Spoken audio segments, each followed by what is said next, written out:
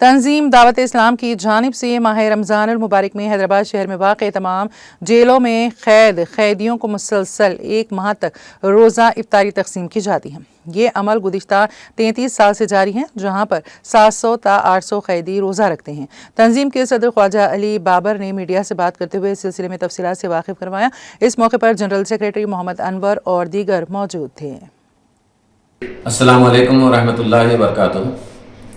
الحمدللہ اللہ کے فضل و کرم سے گزشتہ 33 سال سے حیدرآباد کے تمام جیلوں میں سرلاپلی جیل، چنچل گوڑا جیل، بچوں کی جیل اور لیڈیز جیل میں مسلسل 1 مہینہ روزانہ افطار تقسیم کیا جاتا ہے، جو لگ بھگ اندازاً 700 سے 800 قیدی ان تمام جیلوں میں روزے دار ہیں۔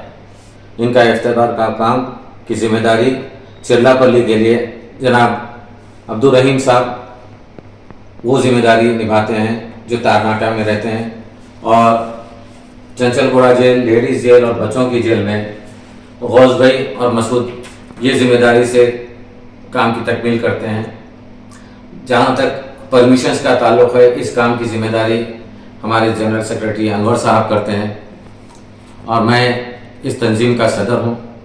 الحمدللہ یہ کام ہمارے دوست احباب کے قریبی ساتھیوں کے امداد سے کام چلتا ہے، اور بلا ناغہ مالک کا احسان ہے کہ 33 سال سے یہ کام چلے آ رہا ہے۔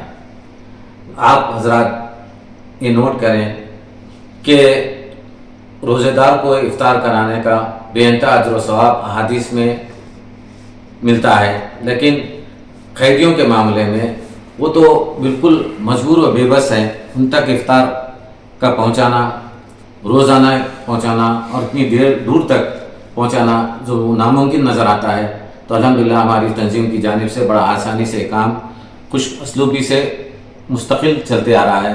اللہ سے دعا کریں کہ یہ کام کو ہمیشہ کے لیے چلتا رہے، اور جو حضرات ہمارے دوست احباب اس میں تعاون کرتے ہیں اور جن کا بھی اس میں مالی، جسمانی، وقت کے اعتبار سے خدمت انجام دے رہے ہیں، اللہ ان تمام کا اجر قبول فرمائے۔ شکریہ۔ السلام علیکم ورحمۃ اللہ وبرکاتہ۔